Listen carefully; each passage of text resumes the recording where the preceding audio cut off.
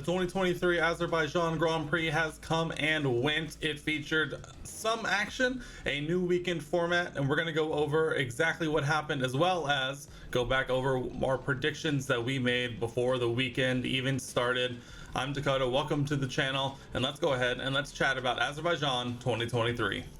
So first and foremost, let's go ahead. Let's talk about the biggest change that we saw in Baku this weekend. The new weekend format for the first sprint race of the season around Baku. We saw a new format than what we saw last season. Last season being that you would qualify and then the sprint would then determine the results of the sprint would then determine the starting order for the grid on Sunday.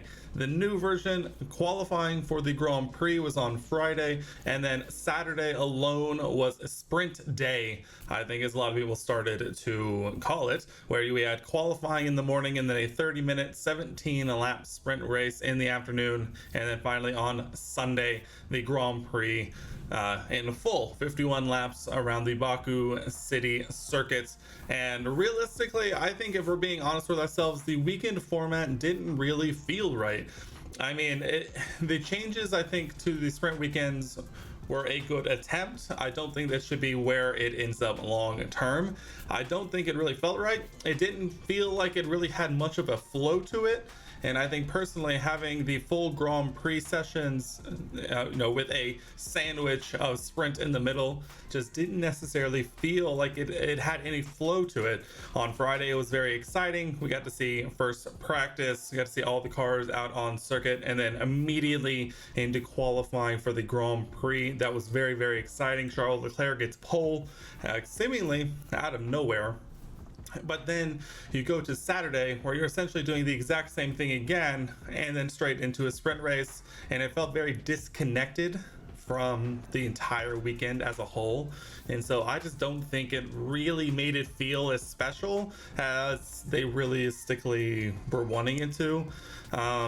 It felt like very much two race weekends kind of mishmashed together, and I don't think it really worked, to say that. I mean, I don't know. Maybe it was just me. What did you think? Let me know down in the comments. What did you think of the new sprint race format? What would you change, if anything, or was it perfect? Let me know, and we'll figure this out one way or another.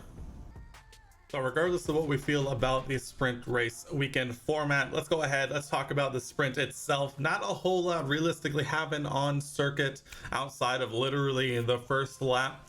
We had George Russell racing Max Verstappen off the line. Max got a very uncharacteristically slow start in this one, and George Russell was able to pull up next to him. They went side by side for effectively the first three corners, including that secondary DRS straight after turn 2, and they were side by side the entire way. And out of the exit of turn 2, I mean, two trying to go side by side on the street circuit of Baku. I'm sure it's only going to go as well as everyone thinks it will, and George and Max end up making contact, which incidentally caused a hole, a pretty sizable hole in the side of Max Verstappen's left hand side pod, causing a lot of drag and kind of hampered Max the rest of the way.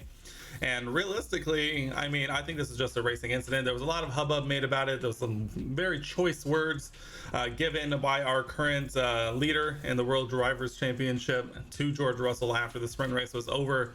But nonetheless, I didn't see much in it. It seemed like a turn 2 incident, and in a sprint race, I mean, that's what we want. We want these guys to be going full bore and not hold back, and they certainly didn't. And we saw exactly what happened, which is later in the first lap, the AlphaTauri teammates of Nick De Vries and Yuki Tsunoda coming together. Yuki ends up in the wall, damaging his rear suspension, and eventually coming out of the turn 15, his rear right tire becomes disconnected from the car, and in a very, very funny shot, rolls down the hill out of turn 15, causing a virtual safety car into, I believe, was a safety car, or was that yes, into a safety car, in which it lasted way too long because AlphaTauri put new tires on Yuki and sent him back out, in which he kind of crab walked around an entire lap again. And so in a 17 lap race, we had a couple of laps of safety car, in which I don't think was necessarily the most, correct thing in the world, but at this point it is what it is. Off of the restart, Max ends up re-overtaking George at the line, and at that point it kind of was what it was. Once DRS was enabled, Checo Perez ran away with it. Charles unable to hold pole position into a win, but he did come home in P2 thanks to the damage that Max ended up taking from George Russell there in the beginning. So the top three for the sprint ended up being Checo winning, Charles coming home P2, and Max in P3 with the damage, just been unable to catch the Ferrari. Other than that, not a whole lot happened after Yuki's tire went on holiday, and realistically it was just kind of a management position at that point, trying to manage the race until the end. And so not a whole lot really happened, but at the same time it is a sprint race around Baku with a Grand Prix the next day. So after the restart, I think we got about as much action as we were going to get. Of course, with the sprint race finishing up on Saturday, we then immediately move into Sunday, the Grand Prix race, 51 laps around Baku City circuits.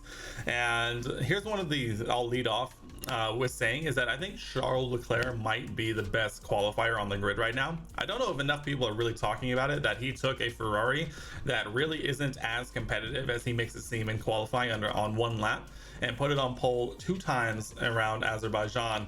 And I think that's very impressive, especially considering the way that Red Bull was able to breeze by him with their pure race pace, both in the sprint and in the Grand Prix itself. And so it was very impressive weekend for Charles. I mean, he gets a double podium for himself, both in the sprint and the Grand Prix. So congratulations to Charles. I think he is a very, very good talent on this grid right now, and Ferrari is just really not giving him the car to really compete with Red Bull as of right now. But continue on, more high-level Grand Prix reactions. I think that the sprint race actually took a lot away from the Grand Prix, just because the way that it worked, the qualifying wasn't so different from the full Grand Prix qualifying on Friday to the sprint qualifying on Saturday, that seeing how the race played out on Saturday really took away a lot of the disillusionment around the idea that Charles might be able to hold off Red Bull and potentially convert his pole into a win. But in the sprint, seeing how easily Checo was able to overtake him with DRS down that long straights, and it really took away a lot of the magic, I think, that might have come if it were a non-sprint weekend, or maybe a sprint race with a slightly different format. But that's just me. What do you think? I think the sprint just took a lot away. It kind of really, the way its current format it doesn't allow a lot of surprise. There's no anticipation because you already kind of know what's going to happen based on the sprint race. So another surprising thing that we saw was that no one was really able to overtake on a circuit with one of the longest straights on the calendar. A lot of the drivers, team principals, and a lot of the reactions afterwards were that just overtaking seemed very difficult, which seems really interesting. They did shorten the DRS on the long back straights by, what was it, about 100 yards, 100 meters, which don't think should have made as much of a difference as it seemed to be. But I think it feels like, the dirty air and just the way that the conditions were maybe just did not provide much of an environment for overtaking, and so it kind of ended up being a bit of a snoozer. But at the same time, sometimes that's just racing, and as much as we want to sit here and complain about the lack of overtaking and the lack of excitement, it was just kind of one of those things that happens sometimes, so realistically, it is what it is. And especially when you have a situation like we did have with De Vries retiring right about or slightly before, that first scheduled pit stop. The tires were kind of getting destroyed in this one, so the mediums really were not lasting as long as people might have been anticipating. And so with a full course safety car that comes out pretty early on, or just about the pit window to go to hards, which, as we saw, went the full distance pretty easily, and especially they went the full distance for Nico Hulkenberg and Esteban Ocon, who the latter of which literally pitted on the final lap of the race after starting on the hards, praying for a safety car. And so we saw a set of hards that lasted the entire race, and everyone kind of just went into tire management mode, and without being able to overtake with the help of DRS, and the way that these kind of these ground effects cars are not being able to be utilizing those ground effects, it was a bit of a snoozer. But hey, that's racing. What did you think about the race? Let me know down in the comments below. And the weekend as a whole. I mean, it was good to have F1 back after a month off, but at the same time, it wasn't the most entertaining after a month off, and all of us kind of building up the expectations in our head. But what did you think? Let me know. All right, and finally, we're going to go through quickly our prediction results. How did I do in predicting the action around Azerbaijan? We started off with our biggest positive surprise, in which I said that we might have had a bit of a surprising sprint race. But as it turned out, outside of, turn 2, lap 1, and Yuki's tire incident, it really was just kind of a march to win. So that's a big ol' negative, no points for me. It was a bit of a snoozer. And then rolling straight into our biggest disappointment, I kind of took two sides of the same coin to kind of really play against myself a little bit, so I'm giving myself the next one. But my next biggest disappointment was that after a month of no race, that the Grand Prix ends up being a bit of a stinker, and I think this was 100% correct. I am 1 for 2 on predictions so far, as we saw in the sprint race as well as in the Grand Prix, which actually in over 51 laps, I think I saw that there were less overtakes in the Grand Prix than there were in the sprint race. And so yeah, it was a bit of a procession, but at the same time, that's points for me, even if it is a little bit going against us in the moment. Next prediction were qualifying results. This was qualifying for the Grand Prix, not sprint. I thought that Mercedes was going to come to play. I didn't realize that they weren't bringing any upgrades. They were just bringing a lot of knowledge gained over the last month, but no upgrades to Azerbaijan. So you'll see it in the next couple of predictions. I predicted that George Russell would finish P3 in qualifying. Not even close. He ended up knocked out in Q2, and so definitely not even close. Max Verstappen in P2, and ding ding, definitely got that one correct. Now what I didn't get correct is the reason he didn't get P2. I predicted Sergio Perez. It ended up being the Monegasque Charles Leclerc, probably the best qualifier on the grid and the king of qualifying around Azerbaijan. So 1 for 3 in qualifying results, and I think I'm pretty lucky to get that. For the sprint winner, I predicted Max Verstappen, which may have happened had he not gotten tangled up with George Russell in turn 2. But as it turns out, Checo really is just a street circuit savant, and he walked away with it down the end, Max unable to make up the distance and overtake his teammate. It is a Red Bull 1-2, in the sprint, Max was unable to overtake Charles and Checo due to the damage sustained from George Russell. Getting ahead of myself. And then for the race results, again, we're going back to, I thought Mercedes was going to come to play. As it turns out, they did not. I predicted a double Mercedes podium, Lewis Hamilton in P3, George Russell in P2, both of which you could literally just go Lamau no. As it turns out, I believe Lewis finished P5 and George ended up down there in P8, I believe. So double points finish, not necessarily double podium finish like I predicted. And I'm learning to take this next piece of knowledge with me going forward, where I predicted that Max Verstappen would win the Azerbaijan Grand Prix. But once again, Checo Perez, a street circuit savant, wins the Azerbaijan Grand Prix. For race results, I go 0 for 3. Let's go. I think I have 2 points out of a possible, what is that? 6 for qualifying, 7 for the sprint winner. I'm at 9. I make 10 total points possible, and I have 2 so far. Beautiful. And of course, it's this channel, we have to go over our Haas results, the Haas prediction results. I predicted that 2 cars into Q2. That did not happen. None into Q3. None into Q3. So technically correct. The best kind of correct. Technically correct. So ding. And then 1 car finishing in the top 13.